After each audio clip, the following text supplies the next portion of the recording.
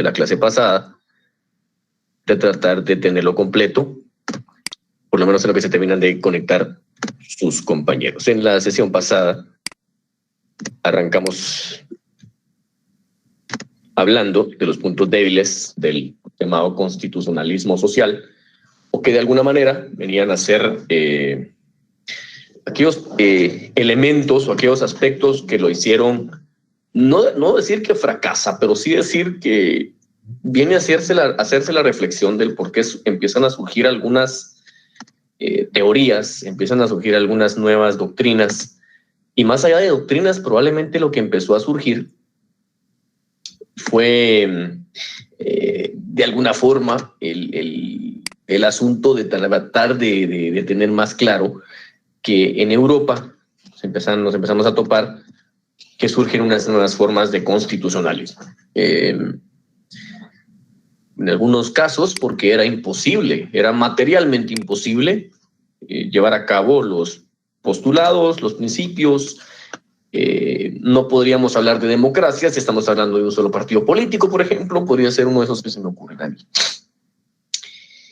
Algunas de las otras cuestiones que, por ejemplo, hacían imposible en esa evolución que se lleva a cabo del derecho constitucional. Ustedes saben, el derecho es cambiante, el derecho va evolucionando.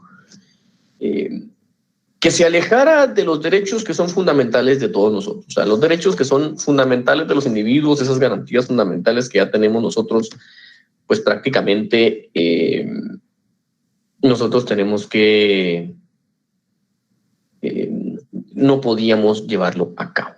Otro de ellos es que, por ejemplo, el constitucionalismo liberal y el constitucionalismo social cometen el mismo error, porque ambos se enfocan en un solo segmento de la población y no en todo el universo, y dentro de ellos pues se quedó fuera un segmento de ellos.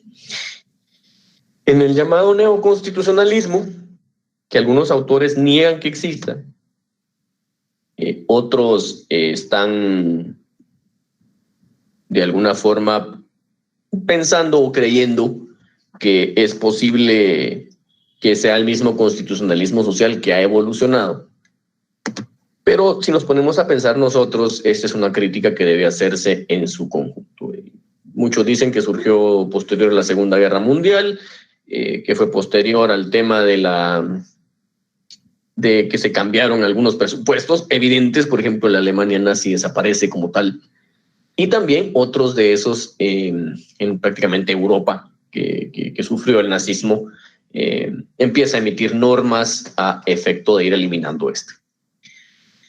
La mayor parte de los autores generalizan últimamente que, si bien es cierto, este pudo haber surgido en la década de los 60 del siglo XX, también lo es de que otra buena parte, una buena medida de los tratadistas, de los autores, indican de que surgió en la primera década del siglo XXI. Algunos dicen primera década del siglo XXI o inicios del siglo XXI, que empezó a surgir ya el término neoconstitucionalismo, pero que ya se empezó a acuñar bastante el término a partir de la segunda década del presente siglo.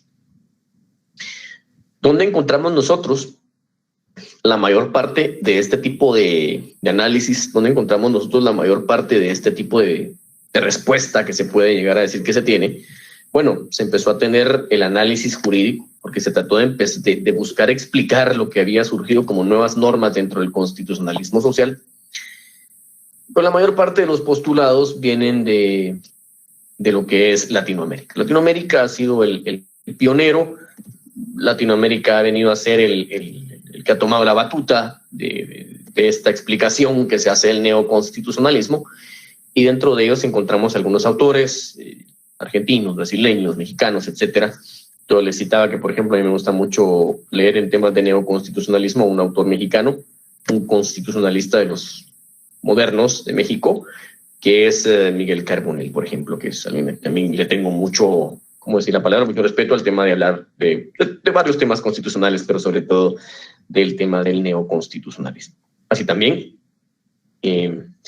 aquí pues ya nosotros empezamos a hablar de temas de que es un proceso histórico, por ejemplo, y en ese proceso histórico pues surgió la necesidad de que nosotros demos cabida a un elemento fundamental, como lo son los tribunales constitucionales, los llamados tribunales constitucionales que ustedes conocen, la Corte de Constitucionalidad, por ejemplo. Aquí ya nosotros nos venimos a topar que existen algunas, en el neoconstitucionalismo puro empieza a crear aspectos como, por ejemplo, términos como que la interpretación constitucional se va a llevar a cabo basándose en la apoderación, la proporcionalidad, la razonabilidad y sobre todo que es en pro del individuo, que es pro personae. Eso es una de las más importantes que podríamos citar, pero también de que las normas jurídicas tienen que ser aplicables, todas aquellas que sean pro hombre. Creo que va de la mano con lo anteriormente. También hay algunas otras de las que podemos decir acá, que el término de igualdad empieza a evolucionar o a traducirse en que no debe existir discriminación de ningún tipo. Se empieza a hablar de la protección de los derechos sexuales. Empezamos a hablar de que debe existir la razonabilidad por parte de los jueces en materia de las libertades. También tenemos que hablar que ya se desarrolla la jurisprudencia de tipo constitucional y convencional. Surgen aspectos como, por ejemplo, la inconstitucionalidad por omisión, que esto no existía antes, ¿verdad? Es una cuestión que no existía. ¿Cómo puede ser inconstitucional algo que no ha sido emitido? Pues bueno, es por la omisión que es inconstitucional no hacerlo.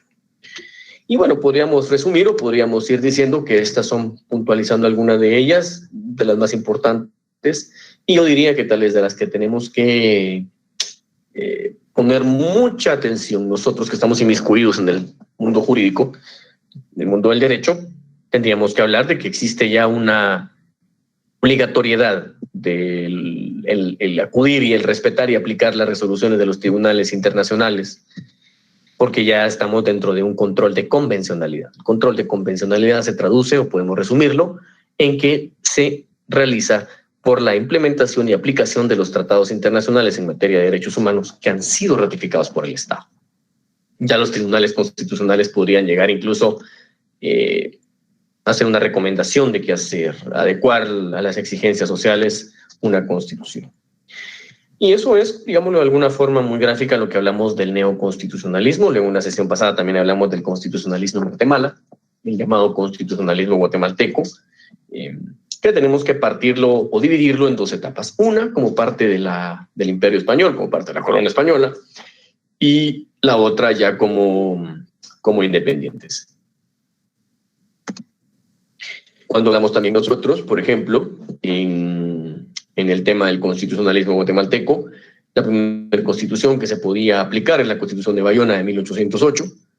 Luego quedamos claros que esa constitución fue promulgada por Francia en un momento histórico en el cual existía la invasión de Francia a España, el permiso que había otorgado, por ejemplo, el rey de España, el ejército de Napoleón, atravesar España, y esto pues desencadena en que Napoleón invade y después promulga la Constitución de Bayona, la cual al final de cuentas se nos aplica por un periodo histórico. No muy alto, pero se aplica.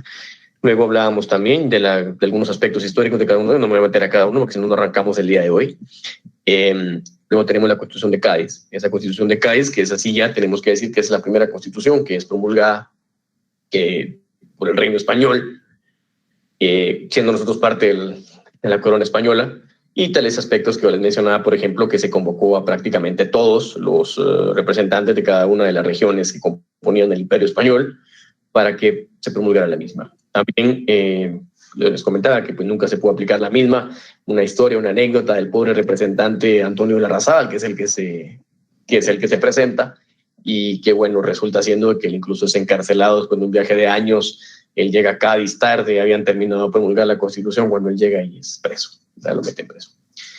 Luego viene un periodo de independencia, ¿sí? Viene un periodo independiente en el que nosotros nos independizamos de la corona española, y pues se promulga la primera Constitución. Yo les decía a ustedes que es un poco confuso, un poco difuso entender este tema. Algunos autores todavía no terminan, entre historiadores, algunos que son juristas, historiadores también, que tienen que considerar la historia para poder establecer si efectivamente se aplica o no. Pero bueno, la primera que tenemos que hablar es de la Constitución Política de la República Federal de Centroamérica. Esta es la primera constitución en 1823, después de la separación que se lleva de las Provincias Unidas de Centroamérica, que se separan de México, promulgan la Constitución y en 1824 se promulga esta Constitución como tal. Hubo una unión centroamericana de estas repúblicas y dentro de esta unión de estas repúblicas que estuvo vigente durante algún tiempo, durante algún periodo, Honduras decide romperlo y hasta 1838 estuvo vigente la misma. Y pues esto vino a ser de alguna manera el cambio o los cambios que se van dando. En la Constitución del Estado de Guatemala, porque en la Constitución de 1824 se estableció que tenía que existir cada estado de las provincias, emitir su propia constitución.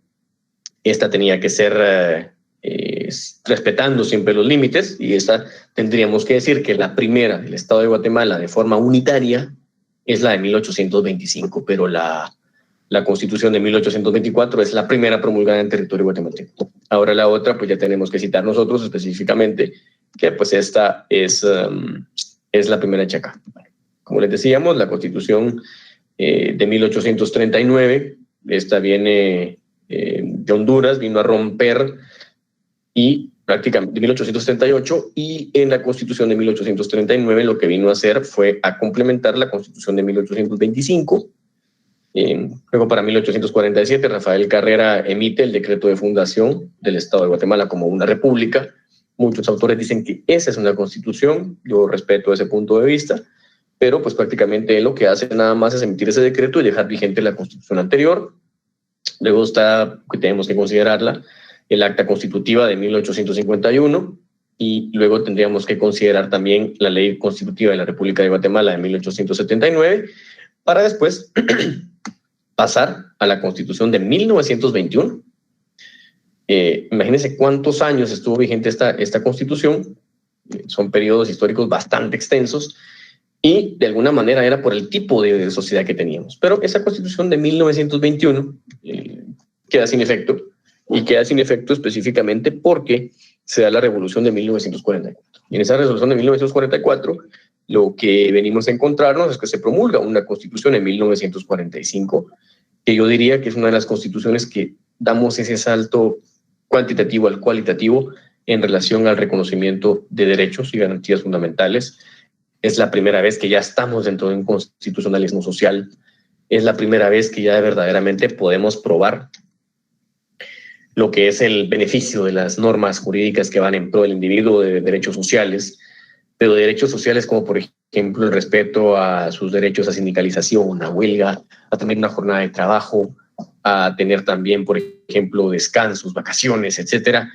Que, por ejemplo, les decía también, en ese entonces entramos en una discusión con algunos de sus compañeros ahí de qué tan desquiciado podía estar alguien al pedir una autonomía, por ejemplo, en la Universidad de San Carlos, pero que son muchas de los beneficios que alcanzamos con la Constitución de 1944, que tenemos que decirla es probablemente una de las mejores.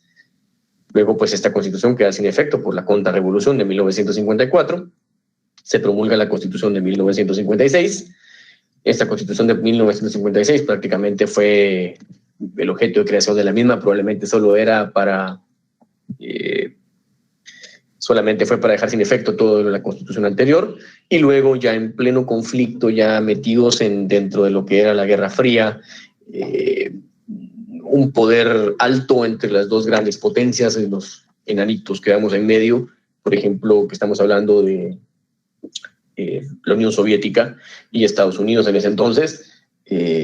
Nosotros quedamos en medio de ellos, y quien no estuviera en favor del uno pues estaba en favor del otro, y pues prácticamente se iba a considerar que el Estado de Guatemala estaba ya inmerso en esa Guerra Fría, y se promulga la Constitución de 1965. Bueno, eso fue lo que puntualmente hablamos, y que yo aterrizaba que la última Constitución pues que tenemos vigente es la de 1985, después que se dan los golpes de Estado. Guatemala ha vivido en golpes de Estado, y en esa etapa que se dan los golpes de Estado en Guatemala, pues prácticamente tenemos esta Constitución que tenemos hoy vigente y que ha sido objeto de una reforma constitucional aprobada y una que no fue aprobada. La aprobada fue en 1993. Y bueno, la siguiente fue después de los acuerdos de paz, pero eso lo vamos a ver cuando intentemos analizar puramente la Constitución del Estado de Guatemala. Cuando nos metamos a la Constitución nuestra, es cuando entraremos en ese tema. Puntualmente eso fue lo que vimos en la sesión pasada. Y el día de hoy pues vamos a arrancar con lo que es teoría de la Constitución. Vamos a analizar ahorita, dentro de teoría de la Constitución, el contenido de la Constitución Política de la República de Guatemala. Vamos a tratar de hacer una clasificación de nuestra Constitución. Todo esto, por supuesto, dependiendo de cómo vayamos avanzando en los días que nos quedan de clase, que probablemente creo yo que solo va a ser el día viernes de hoy en una semana que vamos a tener. Entonces, como tenemos que aprovechar el tiempo para que yo pueda cumplir con el programa del curso, esa es definitivamente la función importante de esto. Vamos a arrancar el día de hoy, así arrancamos hoy puntuales y arrancaremos ya con lo que es el tema de hoy. Así es que, un segundito.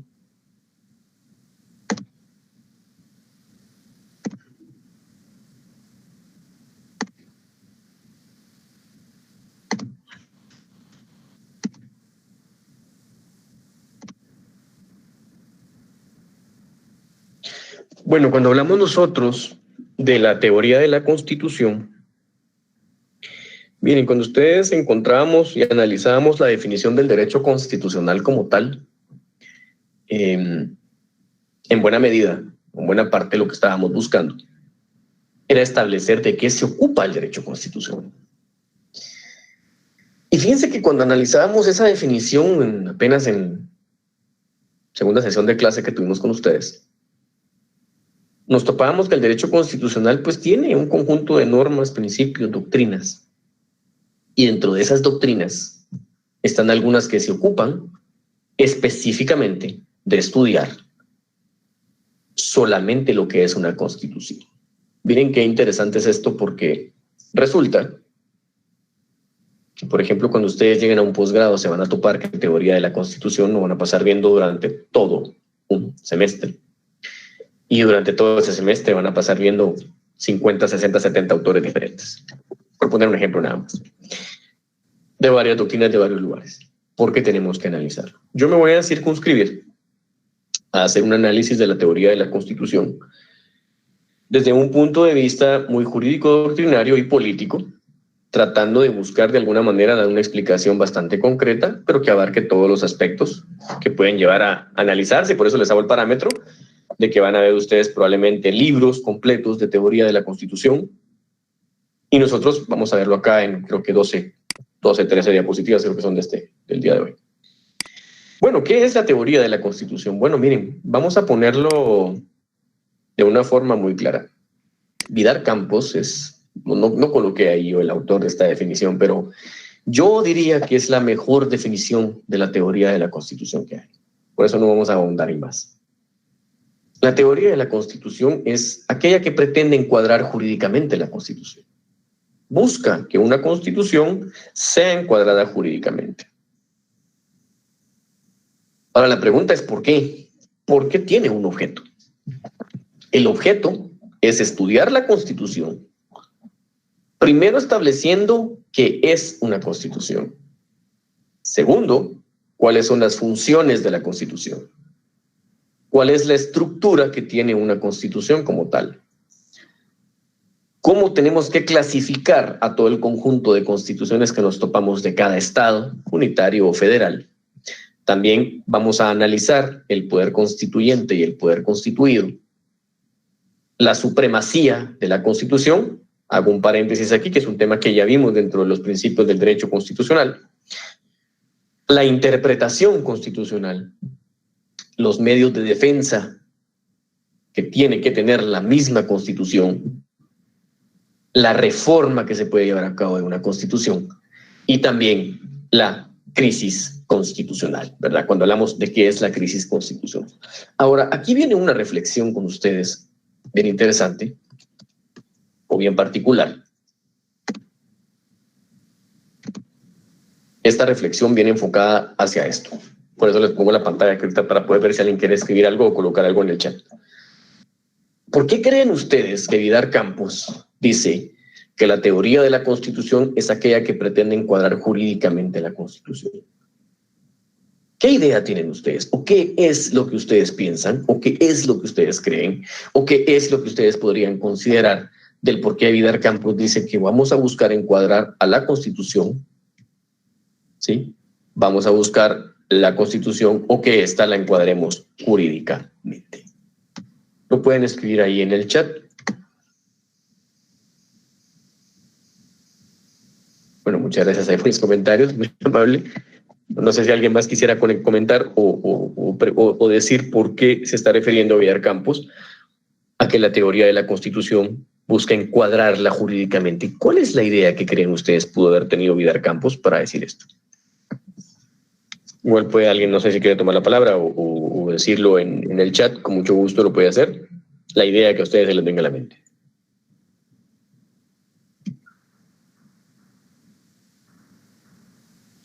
Bueno, creo que nadie tiene ahorita eso, entonces vamos a la explicación del por qué. Bueno, las constituciones, como tal, son el resultado de un acuerdo político. Una constitución no es el resultado de un acuerdo jurídico. El acuerdo político, ¿por qué es? Bueno, el acuerdo político resulta siendo específicamente porque son sectores de la sociedad que han decidido de ese grupo organizado, así como ustedes lo vieron ya en teoría del Estado, de lo que es el Estado. Ustedes ya tuvieron la oportunidad de poder analizar, discutir la esencia del Estado, clases de Estado, etc. Pues entonces ahora la reflexión o la pregunta viene, ¿quién dice que hay que tener una constitución? ¿Quién ordena que hay que tener una constitución? ¿Por qué tenemos una constitución? Y es por eso que existe la teoría de la constitución. El tema es que la constitución como tal es política. La esencia de una constitución, en todo caso, va a ser política. Y si ustedes lo analizan, en el caso de Guatemala, creo que los constituyentes llevaron a cabo un ejercicio bien interesante, un ejercicio bien particular, porque la denominan Constitución Política de la República de Guatemala. Porque es el resultado de un acuerdo político. ¿Quiénes fueron los que se presentaron, o quiénes son, o quiénes de alguna manera fueron los que estuvieron en esta negociación de lo que está el contenido en la Constitución? Hay un diario de sesiones para poder elaborar el contenido de nuestra Constitución. ¿Y cómo es que estos individuos llegaron a ser constituyentes? ¿Cómo es que estos individuos fueron electos? ¿Cómo los designamos? ¿Será que llevamos a cabo solamente un acuerdo de yo decido que vaya A, B, C, D o E? No. Ese es el resultado de una elección política, donde elegimos nosotros diputados a la Asamblea Nacional Constituyente, en el caso de Guatemala, y así es en todos lados. Se elige diputados a través de un partido político para que lleve a cabo o elabore una constitución. Entonces, por eso es que existe la teoría de la constitución, porque ya sabemos que un acuerdo político que decide crear un Estado, que decide crear una nueva constitución en un Estado, pues que esta de dónde salió, porque resultó la misma. Ahora lo que vamos a buscar es encuadrar jurídicamente, darle el sentido jurídico a ese acuerdo político. Prácticamente aquí le estoy enunciando yo a ustedes los 10 ámbitos que son objeto de estudio de la teoría de la Constitución. Y por eso les digo, ustedes van a leer, si algún día se meten en un posgrado en maestría o en doctorado en Derecho Constitucional, ustedes van a topar con todos estos temas y que cada uno de estos temas tiene 5, 6, 7 autores que lo tocan y al final uno termina leyendo un montón de ese tema. Pero bueno, para tratar de ir avanzando un poquito, cuando hablamos nosotros de la Constitución y de qué es la Constitución, yo me voy a permitir colocarles algunas definiciones, las cuales ya tienen la primera en pantalla. Esta definición que ya tienen ustedes en pantalla, por ejemplo, el primer punto de vista que vamos a ver es el de Hans Kelsen, este de Hans Kelsen que vamos a analizar. A mí me encanta leer a Kelsen, yo diría que es uno de mis juristas favoritos, ¿verdad? Aunque a muchos no les parecen mucho sus definiciones o sus puntos de vista, porque él es positivista. Es un positivismo a veces hasta cierto punto demasiado cuadrado, demasiado cerrado, pero que al día de hoy le tenemos mucho que agradecer a eso tan cerrado que fue. Pero desde este punto de vista positivista, Hans Kelsen, en una definición que a mí me gusta mucho, pero lamentablemente se queda corta, él lo hace partiendo de decir que la Constitución es la norma que regula la creación de normas jurídicas. Miren cuál es el punto de partida de él. Dice que es una norma, pero que va a regular la creación de varias normas jurídicas. Es la creación de normas jurídicas, primero, que organizan el Estado. Segundo, los órganos que lo comprenden. Y tercero, la forma en que se relacionan. Ahora bien, ¿por qué es que Kelsen da esta definición de constitución? Bueno, da esta definición de constitución porque para Kelsen el Estado era el derecho y el derecho era el Estado. Eran lo mismo. Para él, Estado es derecho y derecho es Estado. Si yo defino lo que es el derecho, estoy definiendo el Estado, decía él. Cosa que tampoco es correcta, pero bueno, su punto de vista y no lo vamos a discutir en este momento, pero yo les digo, esta definición, no obstante, es muy buena. Se queda corta. Es una definición que no abarca todos los aspectos de lo que hace una constitución. Y esta definición de Kelsen ya resulta siendo aproximadamente en el siglo XX, por ahí de la segunda década del siglo XX, es que da esta definición Kelsen de lo que es la constitución. Otro punto de vista que tenemos que analizar es el punto de vista jurídico, doctrinario. Cuando hablamos de punto de vista jurídico doctrinario es porque este punto de vista lo está llevando a cabo un tribunal constitucional. En el caso de nosotros, la Corte de Constitucionalidad. Y la Corte de Constitucionalidad, cuando entra a explicarnos qué es una constitución, el punto de partida es decir que es la norma suprema de todo el ordenamiento jurídico. De alguna manera, coincide con lo que parte Kelsen. ¿Verdad? Kelsen dice, es una norma que regula la creación de otras normas. Pero acá, la Corte de Constitucionalidad está diciendo que es la norma suprema. De una vez ya le está dando esa categoría de supremacía constitucional, a cuyas disposiciones van a estar sujetos poder público, que es el gobernante, y los gobernados o el pueblo. Entonces, la Corte de Constitucionalidad nos dice, la Constitución es la norma suprema de todo el ordenamiento jurídico a cuyas disposiciones van a estar sujetos el poder público y los gobernados. Tampoco entrando en discusión de lo que la Corte de Constitucionalidad ha definido de lo que es la Constitución, todavía no satisface todos los aspectos y temas que realmente busca la teoría de la Constitución. Pero como les digo, aquí estamos viendo ya dos puntos de vista, un punto de vista netamente doctrinario, ¿sí?, que es emitido por un autor de los mejores en el derecho, pero es un autor de un positivista extremo. Y estamos viendo después otra definición jurídico-doctrinaria emitida por un tribunal constitucional, la cual pues tampoco llega a satisfacer lo que uno busca. Luego vamos a analizar una definición de un autor un poco más joven, que es Pablo Ramela, y lo hace desde un punto de vista más justnaturalista. Y en este aspecto justnaturalista que él toca, él dice que es el conjunto de normas. Aquí ya dejamos de decir, como decía Kelsen, que era lo que dice la Corte de Constitucionalidad es que era una norma suprema, pero viene Pablo Ramela y nos dice que es el conjunto de normas que regulan los poderes y los órganos del Estado, que va a establecer obligaciones y derechos con respecto a el Estado, la autoridad pública, habitantes, ciudadanos. Y esto lo va a hacer disponiendo de un contenido social y político. Y cuando hablamos, miren qué interesante es el punto de vista de Ramela. Se nota que ella empieza a diferenciar algunas situaciones porque ¿es lo mismo habitante que ciudadano? Definitivamente no. Una persona no puede ser ciudadano, si lo queremos ver así, si no ha alcanzado, en el caso de Guatemala, los 18 años de edad, por ejemplo. Un extranjero no tiene la ciudadanía para poder ejercer los derechos civiles y políticos.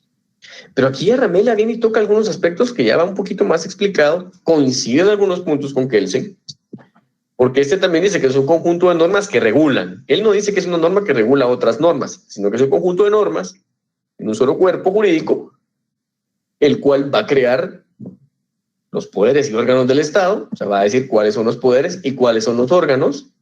¿Se recuerdan esa distinción que se hace entre poder y órgano? Y de una vez dice que va a crear obligaciones y derechos tanto para el Estado como para los gobernantes, pero también para el individuo. ¿Cómo? Con un contenido social y con un contenido político. Y fíjense que no obstante esta definición pareciera que sí viene siendo o que resulta siendo una definición muy clara, muy completa, pues tampoco podemos decir que es la mejor. Tampoco podemos decir con esta me quedo, con esta me caso. No. Y nos tenemos que ir a otro punto de vista diferente. Y este es un punto de vista jurídico-político. Rodrigo Borja es un autor colombiano. Y él lo que dice es que la Constitución es un conjunto de normas jurídicas fundamentales. Me gusta mucho cómo arranca él. Y luego dice que pretenden modelar la sociedad política, que regulan la organización, funcionamiento y atribuciones del poder, así como los derechos y obligaciones de las personas. Y fíjense que pareciera de algún punto de vista paradójico, y por eso es que muchos autores todavía creen que el derecho constitucional es parte del derecho político. Porque desde un punto de vista jurídico-político, Borja nos está diciendo dos cosas que tal vez los otros no estaban tocando. Uno de ellos es que es una norma jurídica fundamental. Y segundo, que pretende modelar la sociedad política. O sea, lo que busca la Constitución es decir, vamos a tener un sistema de partidos políticos, un sistema electoral y de partidos políticos. Vamos a tener una coexistencia de sujetos de diferentes ideologías que van a llevar cierto tipo de orden, que van a exigírseles a ellos para que puedan alcanzar el puesto, para que puedan ser electos y que cuando estén electos puedan llevar a cabo su función. Pero que también está diciendo que esta norma jurídica fundamental o este conjunto de normas jurídicas fundamentales van a regular la organización, funcionamiento y atribuciones del poder. Prácticamente está diciendo, vamos a tener a la sociedad política por este lado, vamos a tener al poder por acá, diciéndonos cómo va a ser el funcionamiento de organización y también cuál va a ser la atribución que tiene, pero de último coloca también cuáles son los derechos y obligaciones de las personas. Que pareciera un poco, ay Dios mío, decir derechos y obligaciones, o sea que todos los derechos y obligaciones de las personas están acá. No, sería imposible que una constitución las recoja. Entonces ya nosotros vamos a retroceder un poquito. Vimos la definición de Kelsen, vimos la definición de la Corte de Constitucionalidad, vimos un punto de vista positivista, vimos un punto de vista jurídico doctrinario, vimos un punto de vista justnaturalista, vimos también ahora un punto de vista jurídico y político. Para aterrizar nosotros, aquí les propongo yo una definición. Que ustedes la pueden utilizar, que ustedes la pueden manejar discrecionalmente.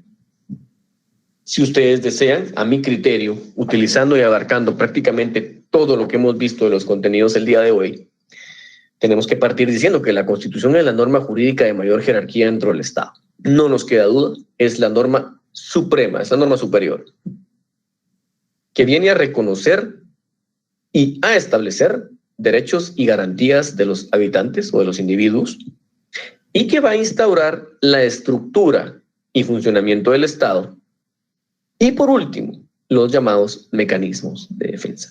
Fíjense que ninguno de los otros autores, perdón, de los autores que citamos, dijo que esto era una constitución, porque de alguna manera lo que hicimos fue estructurar, de alguna manera fue que venimos recogiendo estos puntos de vista, ¿verdad? Porque si se dan cuenta acá, Kelsen decía órganos que lo comprenden y forman que se relacionan. Luego venía acá la Corte de Constitucionalidad y nos dice a las disposiciones que van a estar sujetos el poder público y los gobernados. Pero también viene a decir, por ejemplo, revela que son o establece obligaciones y derechos con respecto a dos, al Estado y a las autoridades y también a los individuos. Y Rodrigo Borja dice también que va a regular la organización y funcionamiento de atribuciones del poder, pero que lo va a hacer modelando a la sociedad política. Lo que ellos no dicen es que las constituciones tienen que tener un mecanismo para protegerse a sí mismas. Y va a establecer también quiénes van a ser los encargados de llevar a cabo ese mecanismo de defensa constitucional. No sé si ustedes tienen alguna pregunta, porque me gusta llevar este tema muy de la mano, muy caminándolo, ¿verdad? Como les decía yo, la idea es que ustedes puedan tener que podamos abrir un poquito el debate, porque luego venimos a un tema que es la Constitución desde el punto de vista material y formal. Pero antes de llegar a eso les pregunto, ¿tienen alguna pregunta o alguna duda? Y pueden ustedes, si quieren, los voy a dejar acá las 4 definiciones para que las puedan considerar. Si quieren, le toman una foto ahorita en la pantalla, no hay problema. Y ustedes me dicen con cuál de las 4 se quedan. Si con la de Kelsen, la Corte de Constitucionalidad, la de Ramela, la de Borja, o por ejemplo, la que yo les propongo como una definición muy pequeñita, muy concreta, en 4 líneas, que ustedes pueden manejar, tanto para lo que es el desarrollo del curso, como para lo que es el resto de su carrera. Por supuesto, ustedes en el camino pueden construir a base del conocimiento, pueden construir otra definición, y por eso les digo, me gustaría solamente hacerles la consulta en este momento, con cuál de esas definiciones ustedes estarían más de acuerdo, o cuál de esas definiciones son las que a ustedes más les satisface lo que pudimos ver. No se chive, Débora, no se chive, ahorita le hizo mensaje, no se chive, aquí usted puede opinar, puede proponer, puede opinar y puede decir también, pero no hay problema. ¿Con cuál de esas 4 definiciones ustedes se sienten más cómodos, por ejemplo? ¿Con cuál de las 4? ¿Con cuál de los 4 autores que están ahí? Perdón, 3 autores y otra que es de la Corte de Constitucionalidad. Ustedes dirían, bueno, yo me quedo con esta, o me quedo con esta, me quedo con esta, o me quedo con esta. Lo que sí les digo es que, por ejemplo, si ustedes en su examen, por ejemplo, cuando estamos en exámenes que son escritos, yo siempre les coloco ahí que coloquen una definición de constitución, es de las pocas veces que yo los pongo a definir. Pero, por ejemplo, si alguien me pone la definición de Kelsen, bueno, ponga ahí que la definición de Kelsen y desde qué punto de vista está. Y muchas veces les pongo ahí, ponga una definición y por qué. Entonces ahora, como les digo, me gustaría saber con cuál de esas definiciones, o si por ejemplo están a favor o están en contra de ellas, o por último, la crítica también se acepta si están a favor o en contra de la que yo les propongo. Yo creo que hoy que es viernes, no están con muchas ganas de... Buenas tardes. Estoy usando el internet de mi teléfono. Dice Noé que no observo la imagen de la presentación. ¿No ha visto ninguna, Noé, o nadie ha visto lo que vimos de la presentación? No sé si yo no veo. Tal vez sea... ¿Sí lograron ver la presentación? Sí, se ve muy bien. Ok, perfecto. Dice Hugo que se queda con la 4ª definición. Hugo, perfecto, se queda con la definición que nos da Rodrigo Borja. Muy bien. Silvia, ok, se queda con la mía. Bueno, la mía es una definición en clase, ¿no? Es una definición, como les digo, ustedes pueden discrepar de la misma. Lo que no les puede faltar en una definición de constitución es los elementos que tenemos ahí. Ustedes pueden decir que es una norma fundamental, ustedes pueden decir que es la norma de mayor jerarquía, ustedes pueden decir que es la norma suprema, siempre y cuando ustedes arranquen con cualquiera de esas 3 formas de poder explicarla, no hay quien les pueda rebatir. El punto de vista de Ramela lo hace de un punto de vista más naturalista, Fernanda, es un punto de vista, por eso les pongo ahí yo, desde el punto de vista jurídico les coloco un positivista como es Kelsen, ¿verdad? Para mí no podemos obviarlo. Colocamos ahí también un punto de vista jurídico doctrinario de la Corte de Constitucionalidad. Por ejemplo, si alguien a ustedes les pregunta una definición de constitución en su examen técnico profesional, etcétera, ustedes le dicen al examinante la definición de la Corte de Constitucionalidad y ustedes le pueden decir, bueno, sí, de un punto de vista jurídico doctrinario, la Corte de Constitucionalidad ha dicho que, por ejemplo. Entonces, como les digo, realmente la idea es que ustedes construyan su conocimiento, pero ¿qué elementos no les pueden faltar? Si, por ejemplo, miren, yo quisiera armar una definición entre las 4. Yo les digo, yo me pongo a hacer este ejercicio siempre. Yo podría decir, es la norma suprema de todo el ordenamiento jurídico, establece la creación de normas jurídicas que van a organizar al Estado, los órganos que lo comprenden, la forma en que se relacionan, y también va a crear derechos y garantías de los habitantes y va a establecer todos aquellos mecanismos de defensa. Yo puedo agarrar de las 5 que les estoy proponiendo yo ahí, yo solito puedo hacer ahorita agarrar un elemento de cada una de esas y formar una definición de constitución. Yo tranquilamente puedo decir, bueno, sí, yo construí esta definición y si alguien le debate o le rebate y le dice, mire, ¿usted cómo llegó a esa conclusión? Bueno, analizando definiciones de autores positivistas como Kelsen, la definición que da la Corte de Constitucionalidad, la definición que nos promete. ¿Y por qué hago yo este ejercicio con ustedes? Bueno, miren, cuando ustedes hagan su tesis, cuando ustedes hagan su trabajo de tesis, pues ahora se pretende, si se logran implementar algunos planes dentro de la facultad, por ejemplo, tesis por maestría, dicen muchos, así se le conoce a esto, la denominación que se le dio. Pero ustedes, esto es lo que hacen en la tesis. Este ejercicio en chiquitito que hicimos aquí en menos de 20 minutos, de ponerles 4 definiciones, de yo proponerles una, y que todavía al final yo venga y agarre las 5 y saque una definición, eso es hacer una tesis. Ustedes van a citar autores, ustedes van a citar ese conocimiento previo que ustedes tienen, pero también tienen que colocar su propia firma a lo que le están haciendo. Tienen que colocar su propia definición. Eso es hacer una tesis. ¿Cómo llegamos nosotros o de qué se conforma una tesis? Pues nosotros al final de cuentas, las tesis son, primero se formula una hipótesis, ¿sí? Nos formamos una tesis y luego una antitesis y llegamos al final. Eso es hacer una tesis cuando ustedes lleguen a graduarse. Y ese ejercicio chiquitito que hicimos acá ahorita, eso así que paso por paso lo llevamos, eso van a hacer ustedes cuando estén redactando su tesis. Se lo digo, por eso es que lo hago yo de esta manera también, porque ustedes tienen que construir el conocimiento, ustedes tienen que ir poco a poco construyendo de alguna manera el conocimiento que van adquiriendo acá.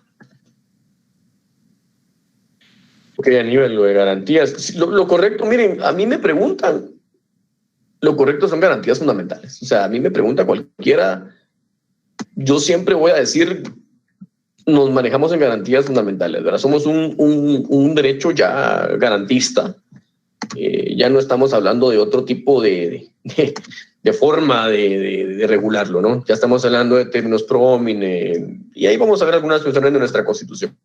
Creo que Milsi López tiene levantada la mano, y Milsi, no sé si tiene alguna pregunta o fue que se le accidentalmente tecleó el tema ahí de levantar la mano. Milsi, no sé si quiere opinar algo, si no, pues avanzamos. Ahora, dentro de la teoría de la Constitución, tenemos que considerar también que la Constitución tenemos que verla desde 2 puntos de vista. Uno es desde el punto de vista material y otro es desde el punto de vista formal. Ahora, lo que no quiero es que vayan a confundir las definiciones de la Constitución como tal netamente a lo que es la Constitución desde el punto de vista material, ¿sí? No es lo mismo, ¿sí? Algunas veces me ha pasado con algunos estudiantes que he tenido que en la definición de Constitución me ponen la definición de punto de vista material. Eso es un error. Es como que usted me diga que es lo mismo derecho que derecho civil. No es lo mismo. Entonces, solamente para que tengamos esa distinción. Cuando hablamos nosotros de la Constitución desde el punto de vista material, nos estamos refiriendo a que esta perspectiva va a analizar 3 aspectos. El primer aspecto es la vigencia, el segundo va a ser la actualidad y tercero la positividad. Cuando hablamos de la vigencia, específicamente nos estamos refiriendo a partir de cuándo y hasta dónde, o si continúa. Y en la actualidad, específicamente se está refiriendo a lo que estamos viviendo en este momento. Y en la positividad, nos estamos refiriendo hasta qué cierto punto esta Constitución verdaderamente está aplicando, está respetando los derechos y garantías fundamentales de los individuos y se está respetando esa estructura básica del poder. Fíjense que cuando nosotros tratamos de definir entonces qué es la Constitución desde el punto de vista material, tenemos que decir que es el modo de estar ordenado y estructurado el Estado, que establece un orden real de conductas de reparto que tienen ejemplaridad. Ahora aquí hago un alto. Fíjense que este trabalenguas que les acabo yo de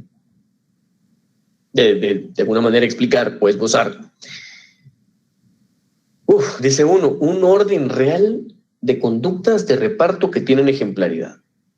La pregunta es, ¿cómo entiendo yo esta definición que resulta siendo tan compleja, que viene siendo tan elaborada con la puramente doctrina, filosofismo, la filosofía del derecho hasta el máximo, desde un punto de vista constitucional y político?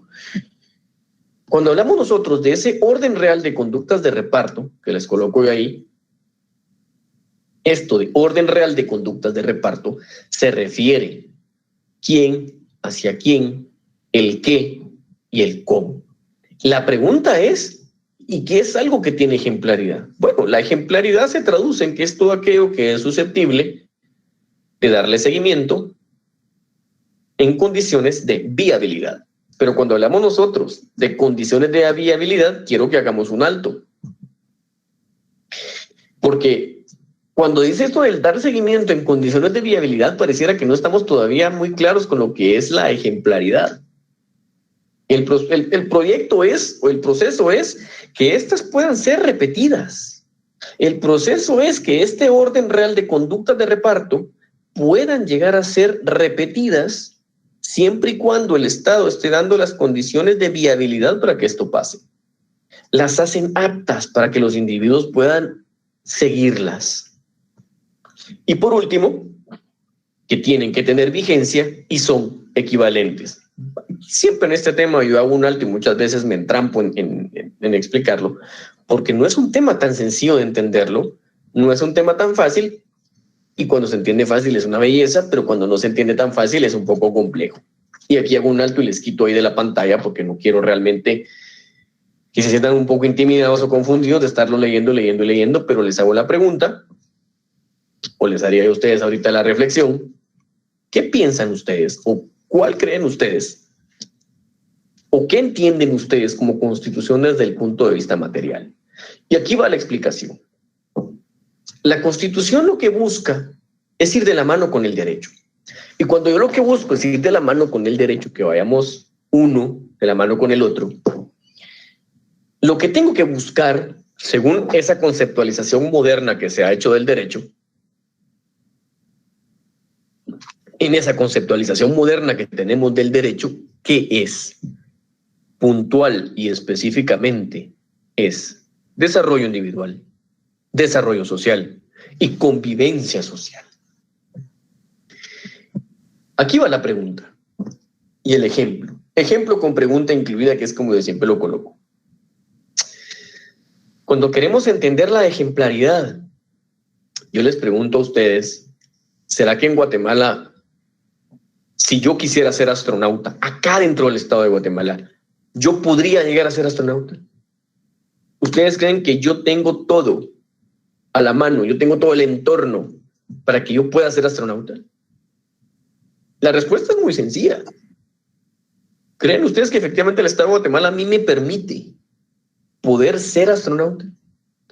¿Será que existen las condiciones necesarias para que yo pueda ir a la escuela de astronautas, a la universidad de astronautas, que pueda pilotear la nave, pueda llegar yo a la Luna, pueda llegar yo a Marte? ¿Qué sé yo? ¿Será que existen esas condiciones? ¿Qué piensan ustedes? Se lo pueden colocar en el chat ahí.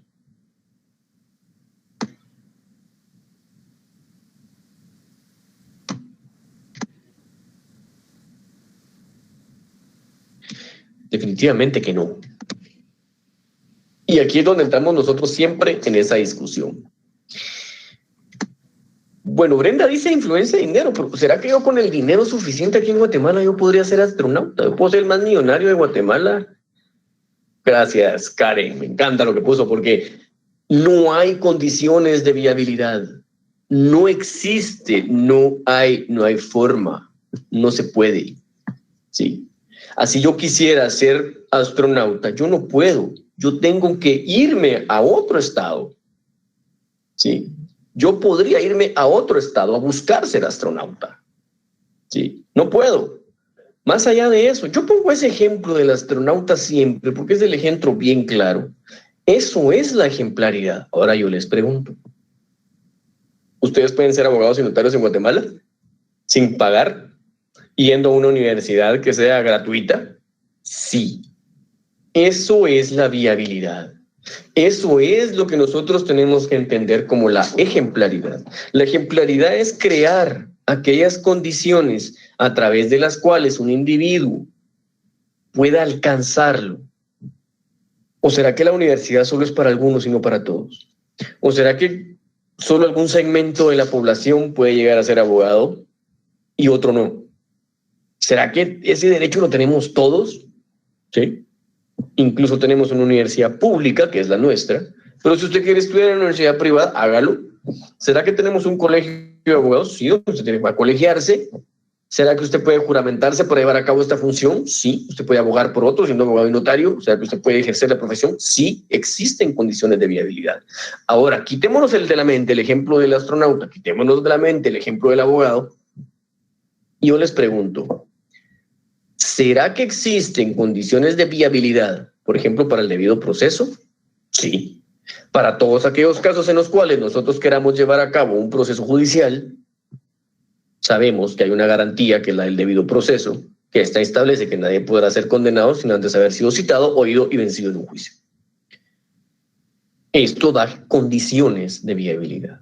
Es algo que yo puedo repetir. Cuando hablamos del tema de la educación para todos, cuando hablamos del tema de la seguridad social, cuando hablamos del tema de las jornadas de trabajo, cuando hablamos del tema, cosas tan elementales como por ejemplo la religión, cuando hablamos del tema también que son garantías a veces un poco más complejas de entrar a discutirlas, pero por ejemplo también las tenemos reguladas.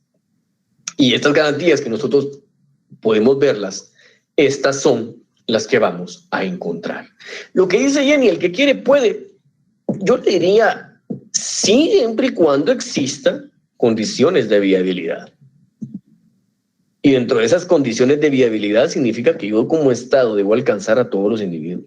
Yo como Estado debo de llegar a todos y para eso yo tengo una Constitución que está vigente, tengo una Constitución que tiene actualidad, que busca aplicarse en el momento, que satisfaga las necesidades del momento, pero que también esta Constitución no solamente pueda ser así, sino que también positivamente pueda ser aplicada.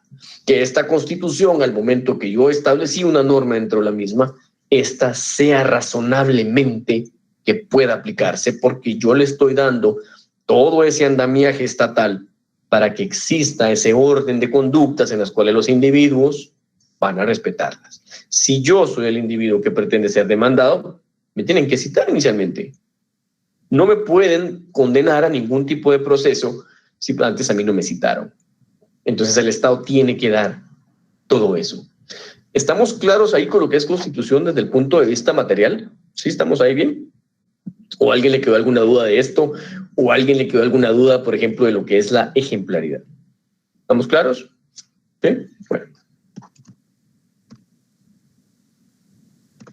Aquí hay un error en lo que yo les coloqué en la parte inicial. De una vez lo voy a corregir, ya que este es error mío.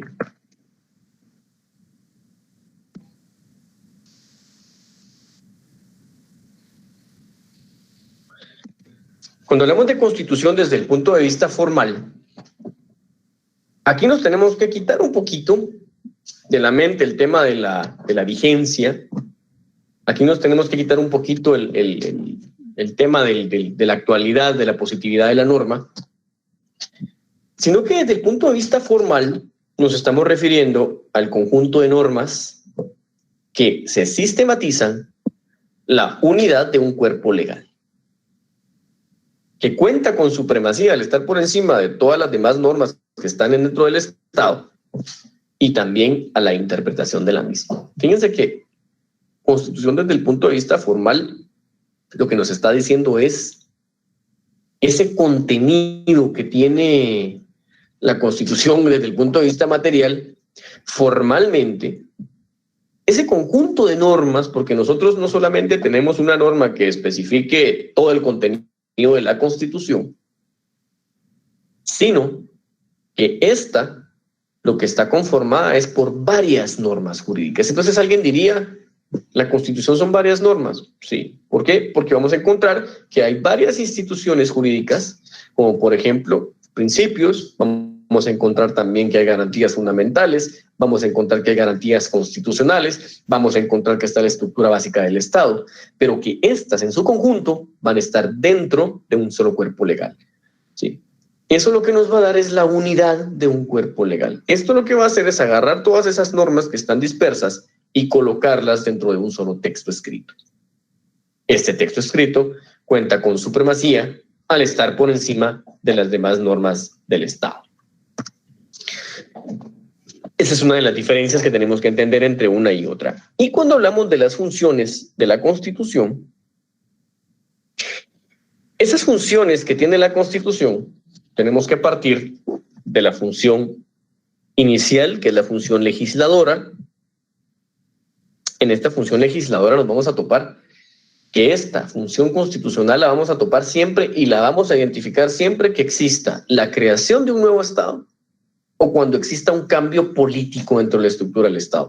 Y cuando dice que hay un cambio político dentro de la política del Estado es que, por ejemplo, se ha roto el orden constitucional y se va a promulgar una nueva constitución. La función política de la Constitución es establecer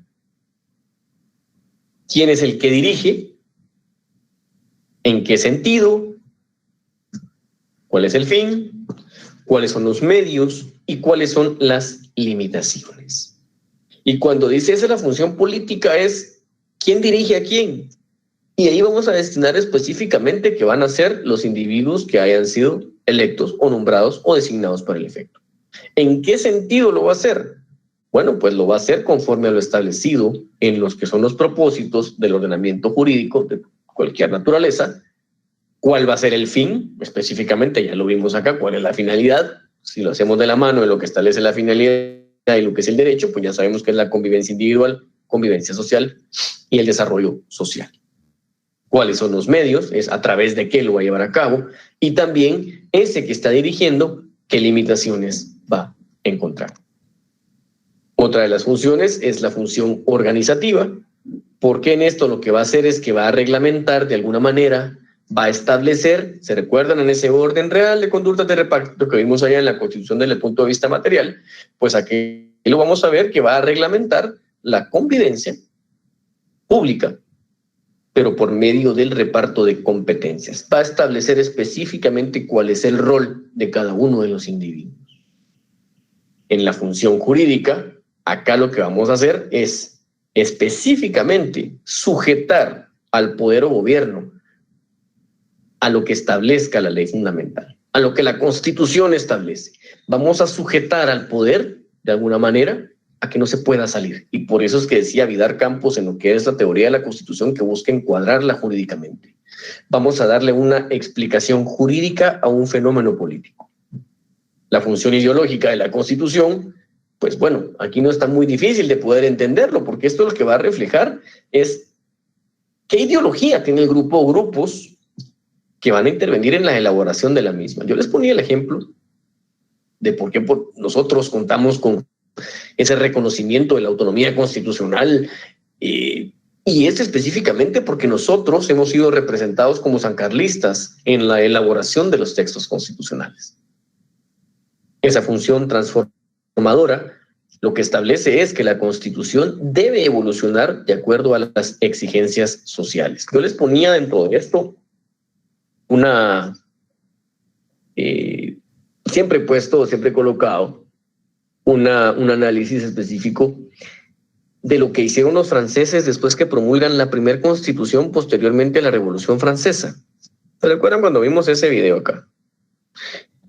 Los franceses no promulgaron la Constitución inmediatamente en la Revolución, pero en la primera Constitución que elaboran, ellos colocan de que esa Constitución, que ese texto constitucional puede llegar a ser reformado específica y únicamente porque ellos no pueden condenar a las demás generaciones, a las generaciones futuras, al pensamiento de ellos. Miren qué razonamiento tan importante, tan profundo.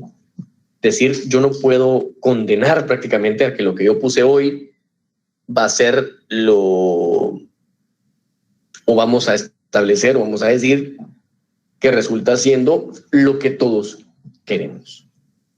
Porque la Constitución debe evolucionar. Y por eso es que ahora muchos dicen, ¿es necesario reformar la Constitución o lo que es necesario es que el Tribunal Constitucional a la interpretación de la misma pueda adecuar esas normas al momento que estamos viviendo? Esa es tal vez la reflexión más profunda y que tiene un debate muy amplio, filosóficamente hablando, con relación a lo que estamos viviendo actualmente. Pero bueno, hoy vimos varios temitas, ¿verdad? Vimos, por ejemplo, qué es la teoría de la Constitución, vimos la Constitución como tal y también vimos las funciones de la Constitución. Vimos bastante, lo resumí lo más que pude, y pues fueron 11 diapositivas, no fueron 12. Así es que pues aquí voy a abrir el momento de preguntas, si alguien tiene alguna pregunta o alguna duda, pues y si no, pues cualquiera me puede decir que ya estamos claros con el tema de hoy y en un momento les voy a estar compartiendo la última diapositiva, Jenny. Ok, perfecto. Ok, permítame un segundo.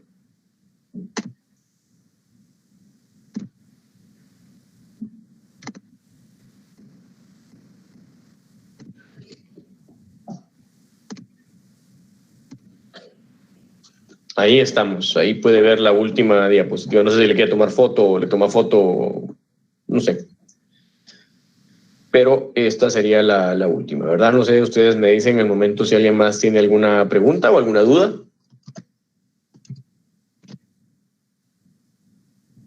O pues hasta acá lo dejamos, terminamos bastante rápido en cuestiones de tiempo, ¿verdad? No sé si estamos ahí ya. Jenny, usted me dice si la quiere volver a ver.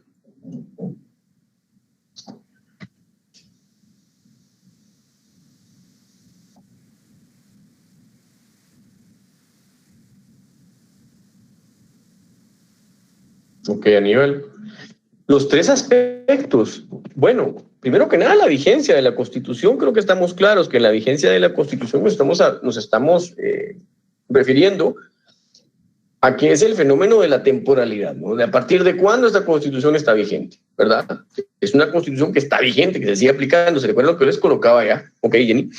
Lo que les colocaba yo allá de que, por ejemplo, había una Constitución que siguió aplicándose porque nunca se dejó sin efecto. Nunca dijimos queda sin efecto, queda derogada, queda sin aplicación o se suprime. No. Esa quedó vigente. Ahora, el tema de la actualidad es lo que estamos viviendo nosotros en este momento. Específicamente, ¿qué es lo que establece esta Constitución en la actualidad? Y segundo, si este contenido específicamente lo estamos aplicando, por eso es que se dice la positividad, porque la positividad de la norma significa si esta norma es aplicable, si es viable aplicarla o no. Y por eso le dice abajo, prácticamente en la explicación, ahí Aníbal le está diciendo que prácticamente la Constitución resulta, o es el resultado de esta Constitución material, o viene siendo el resultado prácticamente del orden real de conductas de reparto, aquel conjunto de normas que establecen el orden real de conductas de reparto que son susceptibles de dar seguimiento en condiciones de viabilidad, ¿sí? Que tienen ejemplaridad. ¿Qué es eso? Significa la viabilidad. ¿Qué significa la ejemplaridad? Esto va de la mano con los 3 aspectos y de aquí se desprende el resto de la definición. No sé si estamos claros ahí con eso, Aníbal. O no sé si alguien más tiene alguna pregunta, alguna duda.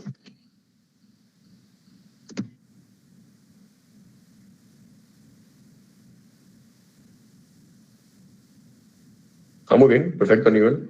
Bueno, si nadie más tiene dudas, ustedes me dicen y por lo menos va a tener unos 15, 14 minutos de poder descansar antes del otro curso que viene.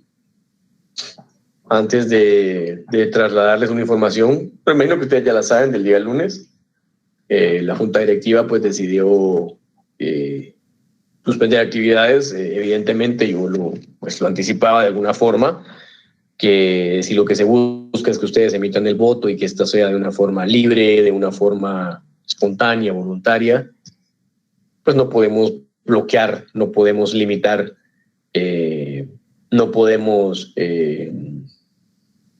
decir que no a la hora de que ustedes vayan a votar. Pero bueno, ya suspendieron actividades para el día lunes para que ustedes puedan presentarse a Ciudad Universitaria a emitir su voto, y pues van a tener ustedes por ahí el espacio de tiempo suficiente para quienes trabajan, para quienes deseen ir, quienes puedan hacer su tiempo. Yo siempre he dicho, miren, involúcrense, emitan su voto. Eso es algo que es un derecho que todos tenemos.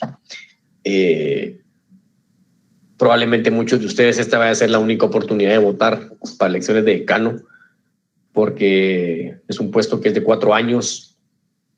Entonces puede ser que algunos logren graduarse antes que entre el otro decano, etcétera. Pueden ser tantas cosas, imagínense. Yo los invitaría a que sí emitan su voto, a que lo emitan, que se presenten el día lunes a partir de las 8 de la mañana. Tengo entendido que es el horario de votaciones. Y si ustedes pues quieren hacerlo, pues va a ser un verdadero placer el que ustedes puedan estar y puedan llevar a cabo o poder llevar a cabo las votaciones los días lunes y martes. Cuando decimos nosotros de lunes o martes, pues claramente estamos viendo que tenemos un primero y segunda vuelta. Somos el único cuerpo electoral o el único medio electoral que permite hasta una tercera vuelta, que sería el día miércoles. Bueno, Cristian está preguntando algo.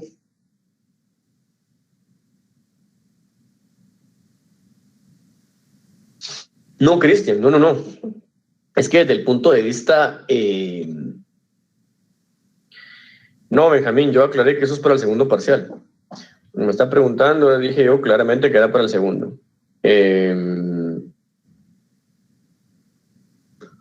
Lo que dice Edgar, ahí está preguntando dónde las encuentran todas. Tengo entendido que ustedes tienen el grupo de Classroom, y ahí está el compañerito Gustavo, que es el que les está apoyando con Classroom, y ahí están las diapositivas, ¿oyeron? Ahí están en el grupito de Classroom. Entonces, por favor, si lo necesita, ahí están en Classroom todas las que estaban diciendo. Ahora lo que me preguntaba Cristian. No, sí, Cristian. Están en el chat también. Sí, Alejandra, lo que pasa es que creo que el compañero dice que se le reseteó todo. Me imagino que va a ser el teléfono. Entonces me imagino que bueno, si es algún tipo de aparato que no tenía hecha su backup o algo en el chat de WhatsApp incluido, pues obviamente lo perdió todo. No, Cristian, desde el punto de vista formal se refiere a ese texto, ¿verdad? No es lo mismo. Uno atiende a la temporalidad o otro atiende al texto escrito como tal. Esa es la diferencia entre uno y otro. No es lo mismo. Por ejemplo, no los va a confundir. No confundan formal material con definiciones de constitución, ¿sí? Están las definiciones de constitución y está la definición de constitución desde el punto de vista formal y desde el punto de vista material. Uno atiende a la vigencia y el otro atiende al texto como tal. Gloria, yo utilizo Moodle, es respetuoso de la legislación aplicable para mí como profesor. Yo pues respetuoso de las directrices de la Universidad de San Carlos, que es a quien yo me debo, y de junta directiva, y pues tengo hasta un contrato que toca respetarlo. Pues yo sí lo hago por medio de la plataforma oficial de la Universidad de San Carlos, que es Moodle, la plataforma oficial en la que pues la información estará ahí indistintamente, pues, lo que pase o lo que sea, ¿verdad? Entonces, no tenga pena, vamos por Moodle.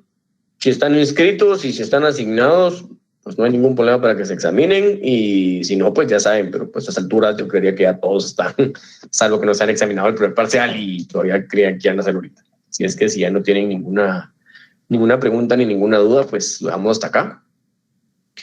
Y pues cualquier cosita, yo como les comentaba, pues el día lunes voy a tratar de estar en la universidad, era lo que habíamos platicado, y a quienes pues con mucho gusto podamos ver por ahí. Será un placer, tal vez no hasta echarnos la mano, pero sí por lo menos saludarnos. Así es que lo dejamos hasta acá. Que tengan feliz noche, y pues si no nos vemos el lunes, nos vemos el viernes de la otra semana, ¿vieron? Gracias, licenciado. Feliz noche. Muchas gracias, Lucía. Feliz noche, licenciado. Gracias a todos, que tengan feliz fin de semana. Cuídense mucho. La pandemia viene Buen fin de ganas ahorita, entonces mucho cuidado en estos días, porque la pandemia viene feo. Es que cuídense mucho. Primero ya nos vemos el lunes.